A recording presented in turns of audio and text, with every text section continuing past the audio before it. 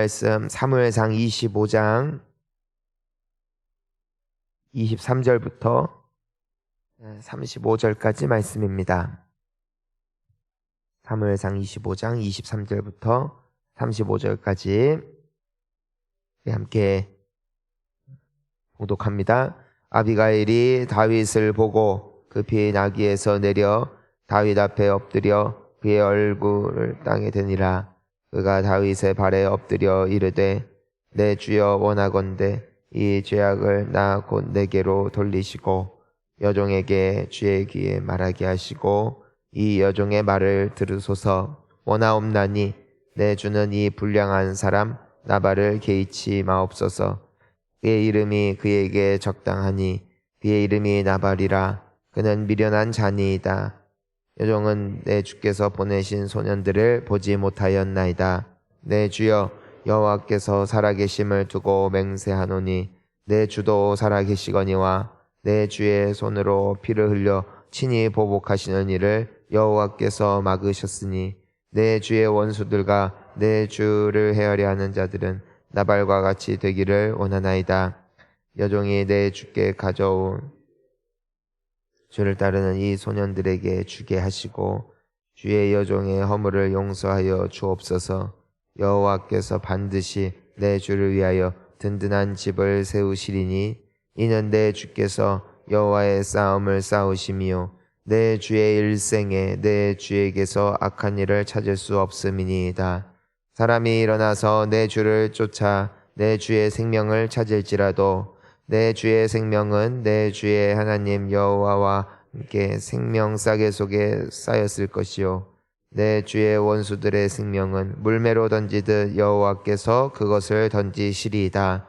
여호와께서 내 주에 대하여 하신 말씀대로 모든 선을 내 주에게 행하사 내 주를 이스라엘의 지도자로 세우실 때에 내 주께서 무죄한 죄를 흘리셨다든지 내 주께서 친히 보복하셨다든지 함으로 말미암아 슬퍼하실 것도 없고 내 주의 마음에 걸리는 것도 없으시리니 다만 여호와께서 내 주를 후대하실 때에 원하건대 내 주의 여종을 생각하소서 하니라.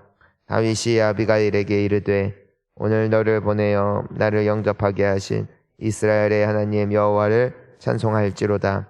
또 내 지혜를 칭찬할지며 또 내게 복이 있을지로다. 오늘 내가 내 피를 흘릴 것과 친히 복수하는 것을 내가 막았느니라.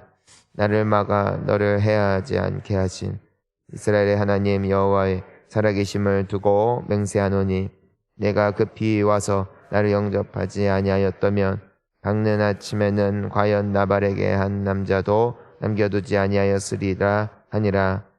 다윗이 그가 가져온 것을 그의 손에서 받고 그에게 이르되 네 집으로 평안히 올라가라. 내가 내 말을 듣고 내 정을 허락하노라. 아멘. 할렐루야. 하나님께 영광의 박수 올려드리겠습니다.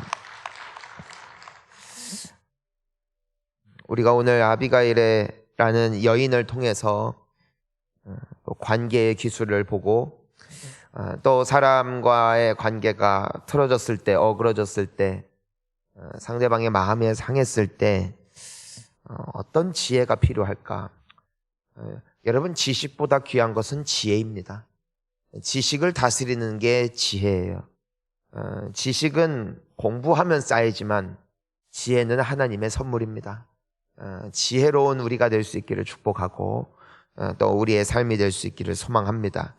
지금 아시다시피 이제 다윗이 굉장히 화가 난 상태로 이제 나발과 그 모든 소유물을 이제 부수려고 이제 올라오고 있는 상태입니다.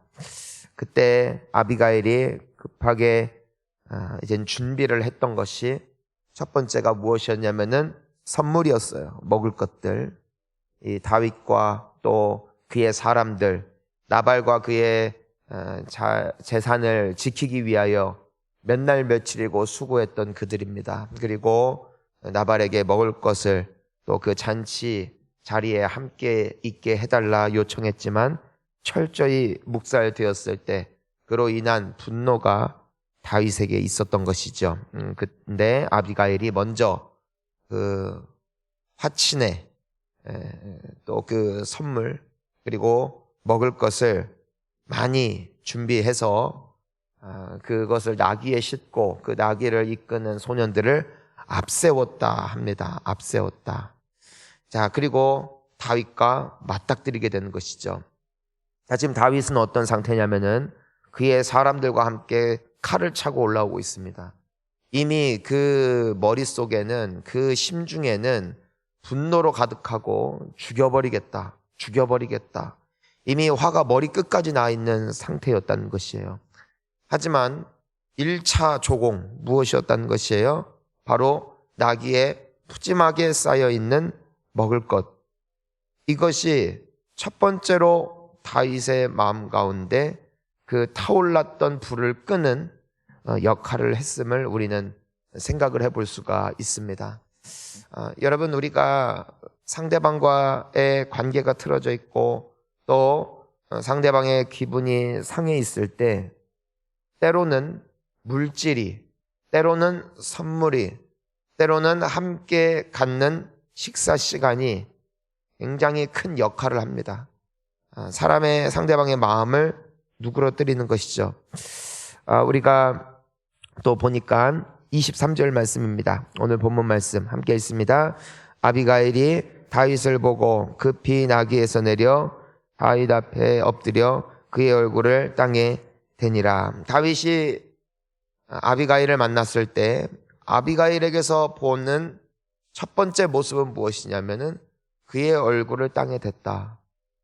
이것은 종이 주인에게 하는 모습입니다.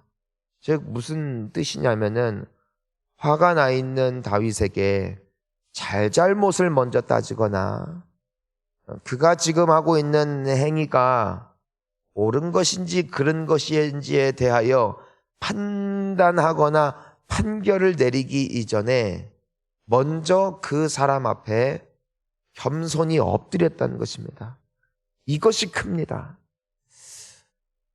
보통 사람들의 갈등이 끊이지 않는 이유는 무엇이 정답이냐에 있지 않아요.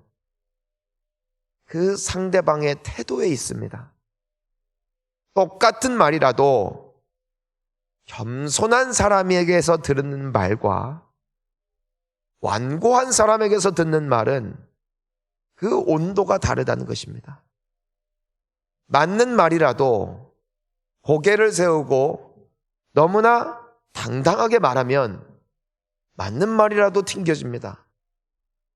하지만 설령 그 상대방이 잘못했다 할지라도 먼저 겸손한 모습을 보이면 상대방은 마음을 풀기 마련이라는 것이죠.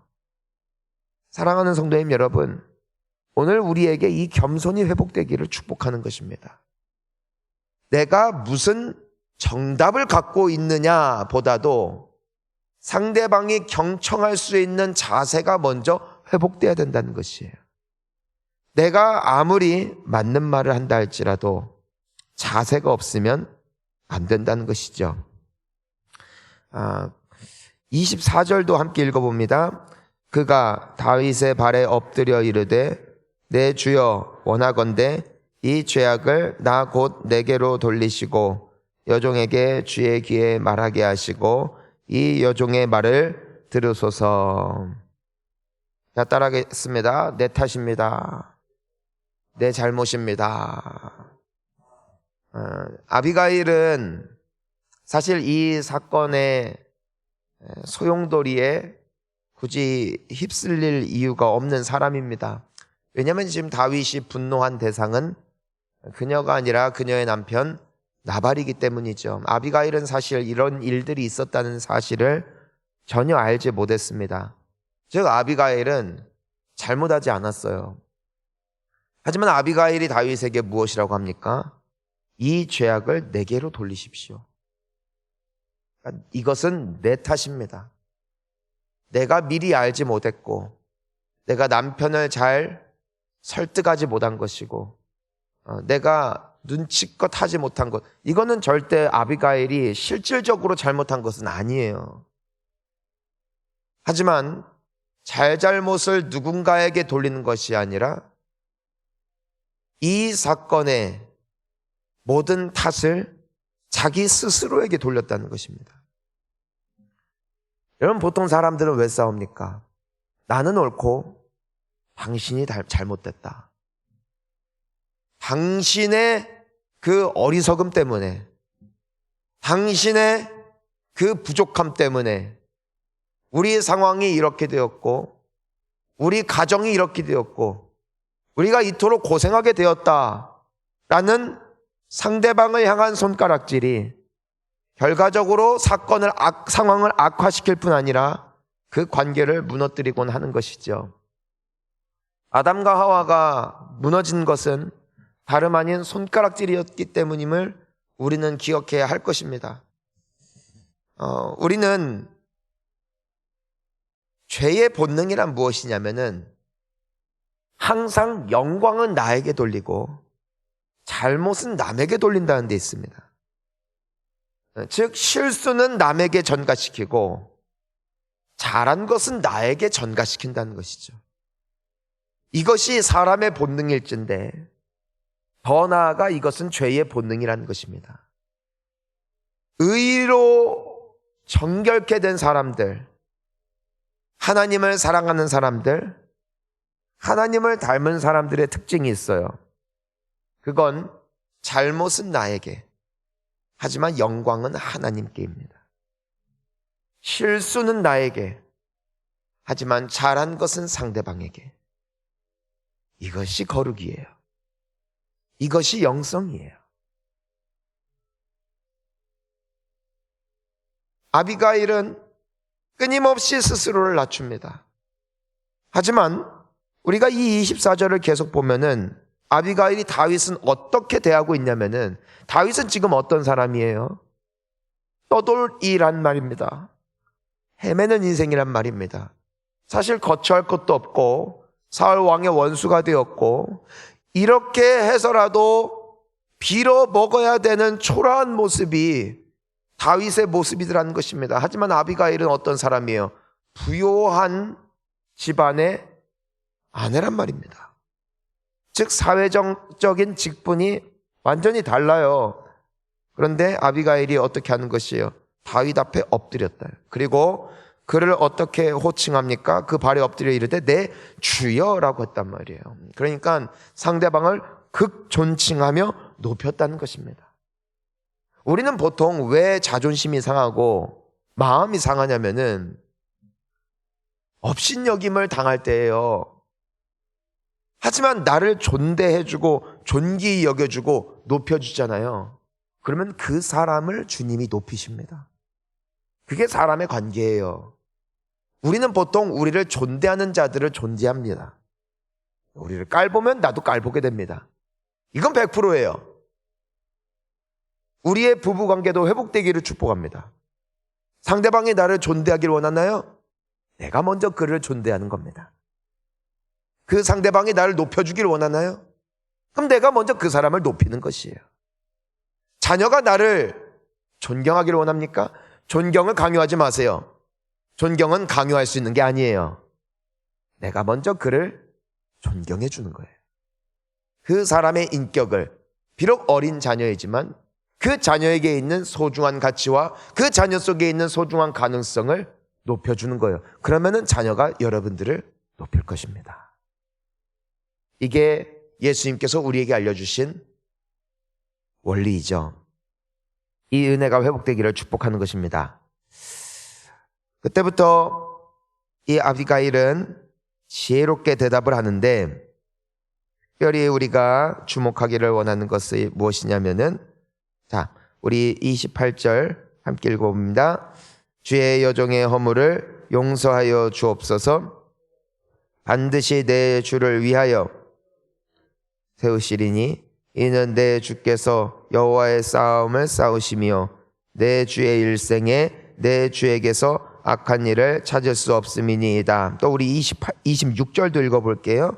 내 주여 여호와께서 살아계심을 두고 맹세하노니 내 주도 살아계시거니와 내 주의 손으로 피를 흘려 막으셨으니 내 주의 원수들과 내 주를 헤아려 자들은 나발과 같이 원하나이다. 그리고 마지막으로 30절, 31절 여호와께서 내 주에 대하여 하신 말씀대로 모든 선을 내 주에게 행하사 내 주를 이스라엘의 지도자로 세우실 때에 내 주께서 무죄한 피를 흘리셨다든지 내 주께서 친히 보복하셨다든지 함으로 말미암아 슬퍼하실 것도 없고 내 주의 마음에 걸리는 것도 없으시리니 다만 여호와께서 내 주를 후대하실 때에 원하건대 내 주의 여종을 생각하소서 하니라. 아멘. 아비가일의 지혜를 본 것은 무엇이냐면 하나님께서 처음 다윗에게 주셨던 소명을 다시금 깨닫게 했다는 것입니다. 뭐라고 말하냐면 당신은 왕이 될 사람 아닙니까? 만약에 오늘 이와 같은 학살을 한다면 나중에 얼마나 사람들 앞에서 부끄러운 일이겠습니까? 당신은 왕이 될 사람 아닙니까? 이것이 포인트예요. 그러니까 다윗의 정체성, 다윗이 얼마나 귀한 사람인지.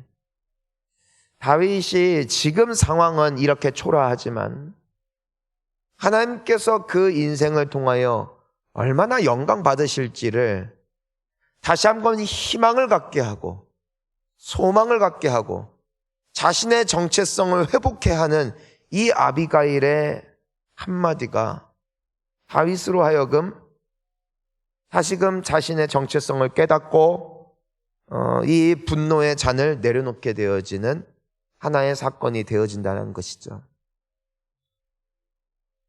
여러분, 우리는 현재를 사는 사람들이 아니에요. 물론 현재를 살지만 우리 성도들은 주님 안에서 미래의 희망을 품고 사는 사람들입니다. 오늘 이 사람의 모습을 보는 게 아니라 앞으로 이루실 하나님의 크신 일을 믿고 기대하고 소망하는 것이 믿음이라는 것입니다. 예수님께서 베드로와 더불어 그분의 제자들을 부르실 때 그들은 어떤 사람들입니까? 어부들이에요. 세리들이에요. 보잘것없어요. 지금 모습을 보자면 말입니다. 아무것도 없어요. 하지만 예수님께서는 베드로에게 뭐라고 말씀하세요? 너는 베드로다. 넌 반석이야. 지금은 어부지. 지금은 배운 것도 없지. 지금은 성격만 급하지. 하지만 너의 위에 내 교회를 세울 것이다. 너를 통해 수많은 사람들을 내가 낚을 것이다. 주님은요, 지금 모습을 보며 베드로를 판단하지 않으세요. 앞으로 내가 너를 통해 영광받을 것이다. 이것이 우리를 향한 주님의 꿈인 줄 믿습니다.